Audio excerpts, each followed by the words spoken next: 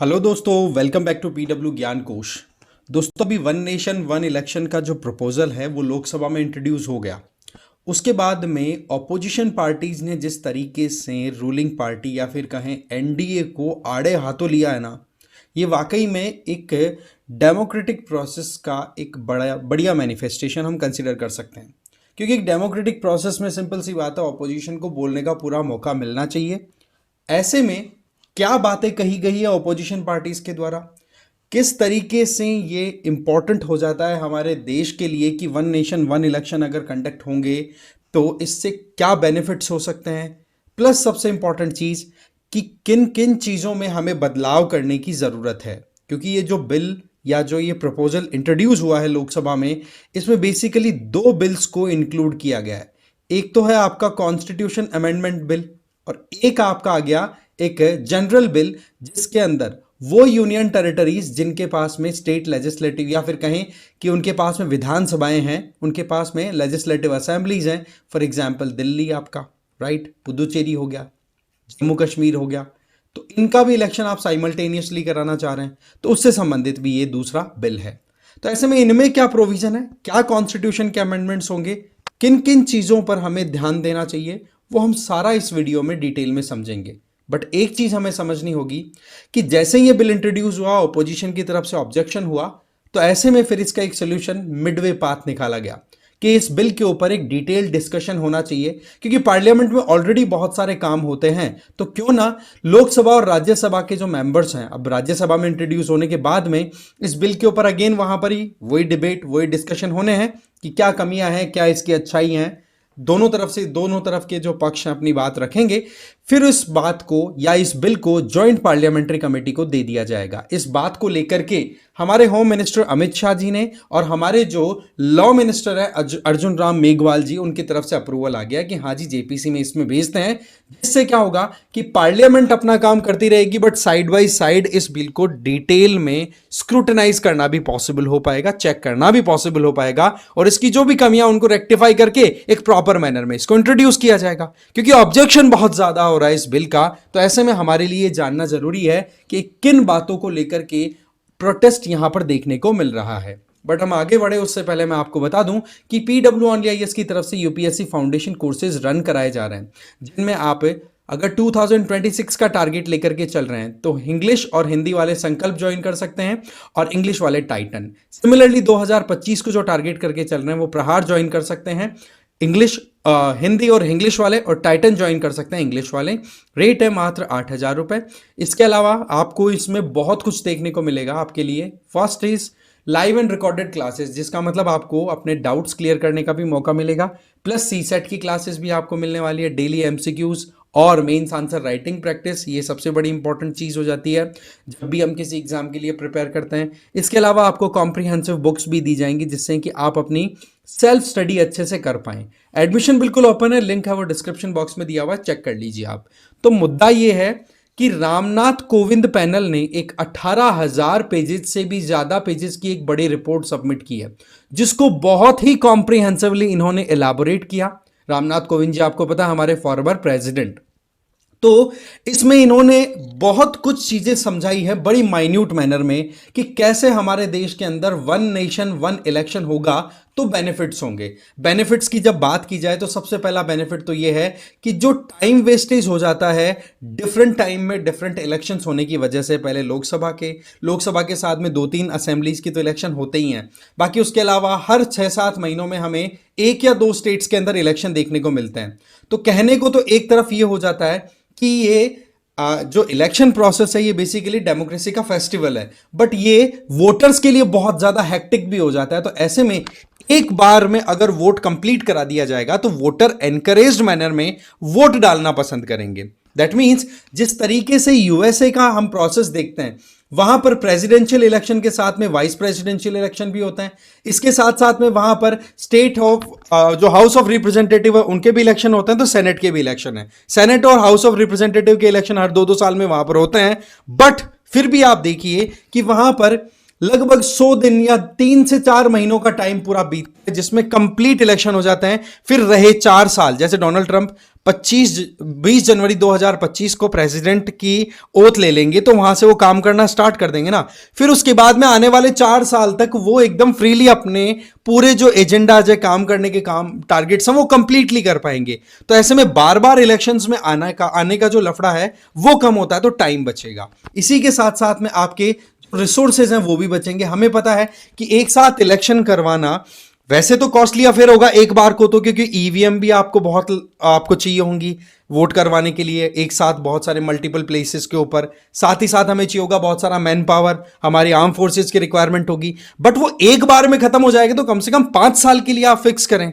यहां पर हमें समझने की एक बड़ी इंटरेस्टिंग बात है, जो शायद आपने नोटिस ना की हो, कि यहां पर गवर्नमेंट ये चाहती है कि हमें टाइम को प्रायोरिटी देना चाहिए, बजाय कि लोकसभा या फिर स्टेट लेजिस्लेटिव असेंबली की टर्म्स के। आप समझिए इस बात को, वो समय को ज्यादा इंपॉर्टेंस दे रहे हैं। क्योंकि यहां पर आप देखेंगे ना कि अगर लोकसभा बीच में डिसॉल्व होती है, मानो कि 2029 का election one nation one election के अकॉर्डिंग हो गया, जस्ट अज्यूम इट, तो ऐसे में 2029 के इलेक्शन के बाद में मान लो लोकसभा 2031 के अंदर ही डिसॉल्व हो गई, किसी भी वजह से नो कॉन्फिडेंस मोशन आ गया, कुछ भी, तो लोकसभा का भी जो नेक्स्ट टेन्योर स्टार्ट होगा ना, वो बचे हुए टाइम के लिए होगा, क्योंकि 2029 की जो लोकसभा उसका कंप्लीट टाइम होगा 2034 में।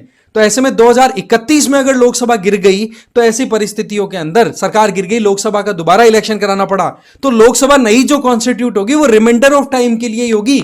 इसलिए यहां पर इंपॉर्टेंस दी जा रही है समय को। और आपको पता है आज का समय भैया समय को ही इंपॉर्टेंस देने वाला है। टाइम इज मनी, इसको कोई नहीं डिनाई कर सकता। इसके अलावा रिसोर्सेज हैं, कितना ज्यादा डाइल्यूट होती रहती हैं चीजें, फोकस मैनर में कुछ हो नहीं पाता है। हर आए दिन 6 से 7वें महीने में वो इलेक्शन हो गया, वो वहां जीत गए। मतलब जो ऑफिशियल्स अपने लेवल पे प्रॉपर काम कर सकते हैं, उनको कहीं ना कहीं इलेक्शन के चक्कर में आते हुए प्रॉपर एफिशिएंसी नहीं दे पाते हैं। तो ऐसे में इस चीज को इंश्योर करने से संबंधित ये अमेंडमेंट अपनी तरफ से सरकार ने इंट्रोड्यूस किए हैं।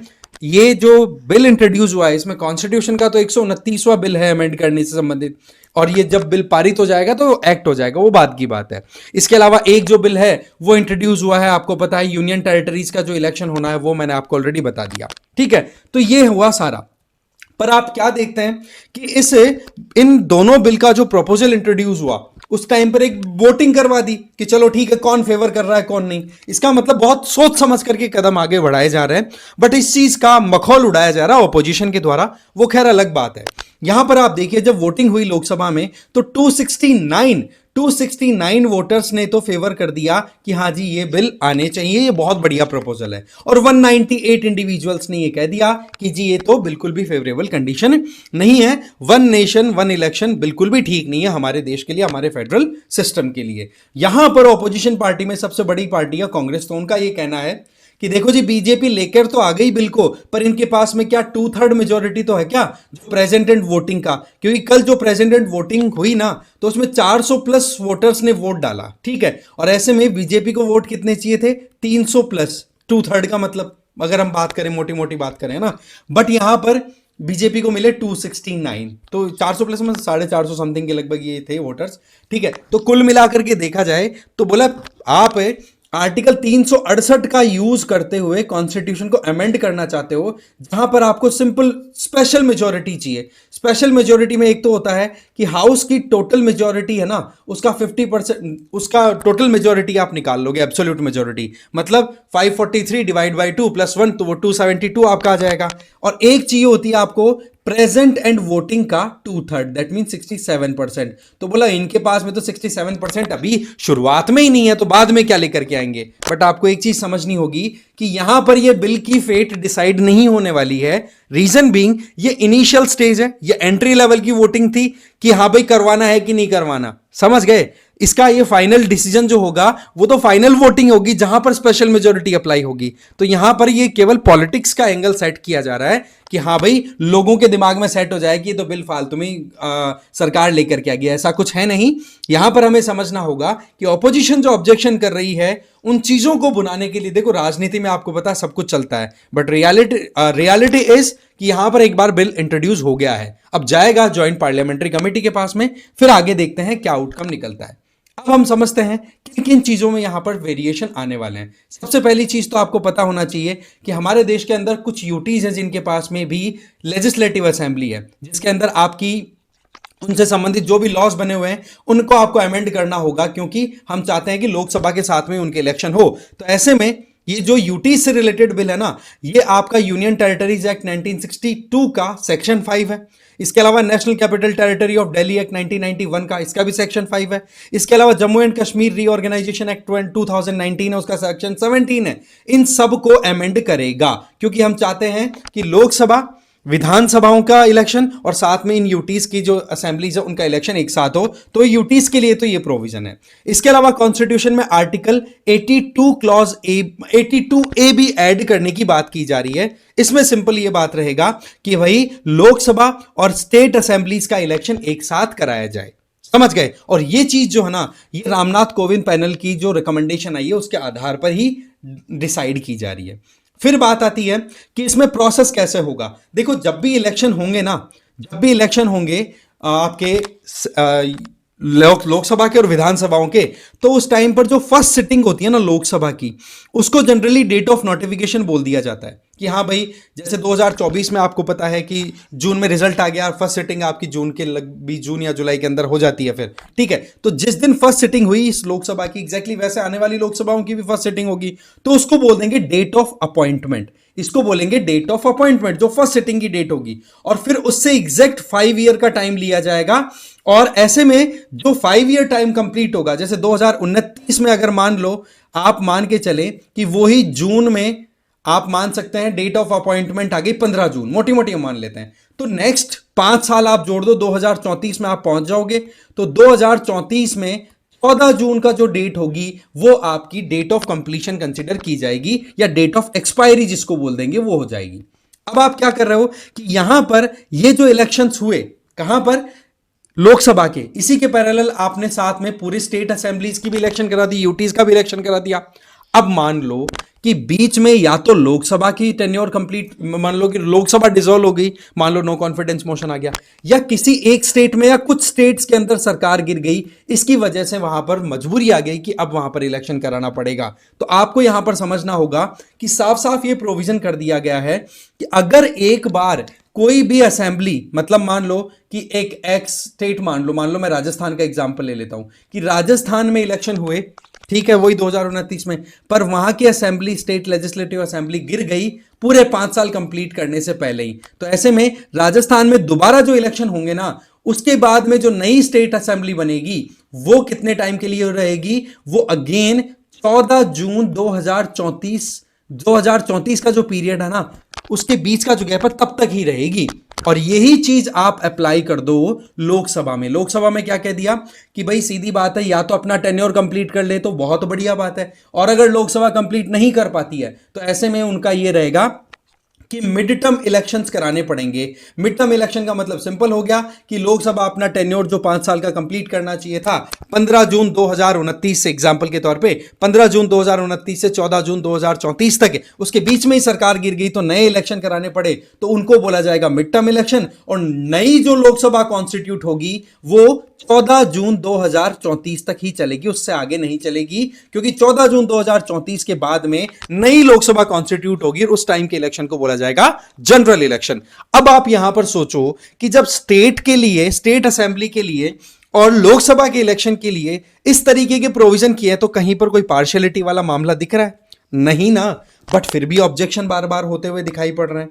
इसके अलावा ध्यान रखना है हमें कि यहां पर आर्टिकल्स में कई और जगह भी वेरिएशन, जैसे आर्टिकल 83 और आर्टिकल 172 में भी चेंज किए जा रहे हैं। ये क्या कर रहे हैं, आर्टिकल 83 और 172 ये कहता है, 83 तो पार्लियामेंट की ड्यूरेशन की बात करता है और 172 करता है स्टेट लेजिस्लेचर। तो इनको अमेंड करने की तो जरूरत है ही कि भाई कभी भी इलेक्शन बीच में भी करवाने पड़ सकते हैं, 5 साल का तो नो डाउट टेन्योर है, बट फिर भी अनफॉर्चुनेटली बीच में सरकार गिर गई तो कहीं ना कहीं कराना पड़ेगा आपको इलेक्शन, इसलिए यहां पर टेन्योर को वेरी करने का बात कर दिया। इसी तरीके से आर्टिकल 172 में एक रिजिडिटी दे रखी है स्टेट असेंबली के लिए कि 5 साल के बाद में इलेक्शन होंगे, बट पॉइंट यहां पर क्या निकल के आ रहा है कि अगर स्टेट असेंबली पहले गिर गई तो दोबारा इलेक्शन होंगे बीच में, जैसे मैं आपको बता चुका हूं, और रिमेनिंग टाइम के लिए ही वो टेन्योर चलेगा। और सेम चीज एप्लीकेबल होने वाली है आर्टिकल 83 के अंदर जो अमेंड किया जा रहा है वो लोकसभा के लिए, क्योंकि यहां पर जब एक टर्म पूरा 5 साल का कंप्लीट होगा उसी को एक्सपायरी टर्म बोला जाएगा।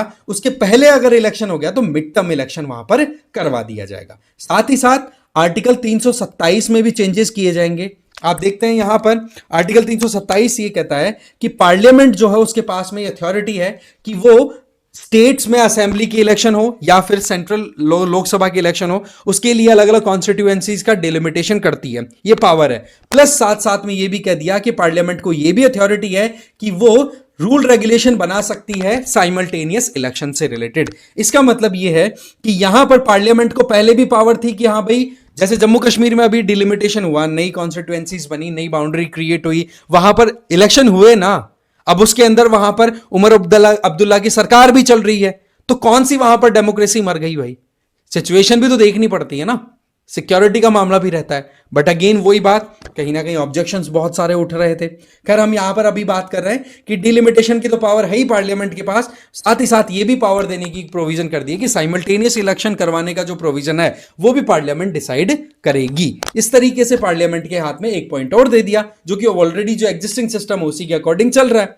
अब आप खुद देखिए कि हम रिप्रेजेंटेशन ऑफ पीपल एक्ट 1950 और 1951 की बात करें तो ये किसने बनाया है भाई? कोई स्टेट लेजिस्लेटिव असेंबली ने बनाया है या कॉन्स्टिट्यूएंट असेंबली ने उसी टाइम पारित कर दिए थे? भाई ये तो लोकसभा के बनाए हुए, आई मीन पार्लियामेंट के बनाए हुए लॉज हैं, तो इसी के आधार पर पूरा मैकेनिज्म चल रहा है ना। तो आप कैसे कह सकते हो कि यहां पर आप पावर एक तरीके से ले रहे हो, सेंट्रल गवर्नमेंट जो है वो अपने हाथों में पावर ले रही है? इस तरीके के एलिगेशन लगाए जा रहे हैं। आप सुनिए कि प्रेसिडेंशियल सिस्टम वाला मैकेनिज्म हमारे देश के अंदर इंप्लीमेंट करने की कोशिश की जा रही है। ये ऑपोजिशन लीडर्स हैं इस तरीके से खड़े हो गए थे, ठीक है, ऑब्जेक्शन जबरदस्त हुआ इनके द्वारा। अब किसने क्या कहा? सबसे पहले तो मैं बात करता हूं समाजवादी पार्टी की।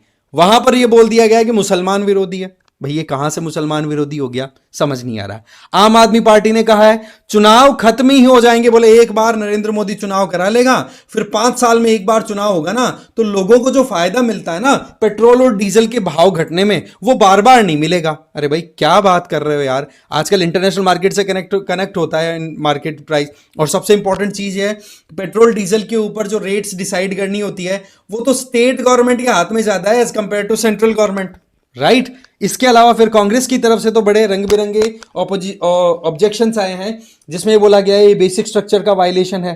बट सवाल ये आता है कि 1952, 57 और 62 में जो इलेक्शन हुए थे पंडित नेहरू जी के टाइम पे, वो तो साइमल्टेनियस इलेक्शन थे, वन नेशन वन इलेक्शन का कॉन्सेप्ट था। अगर वो रिवाइव हो रहा है तो कांग्रेस को तो खुश होना चाहिए।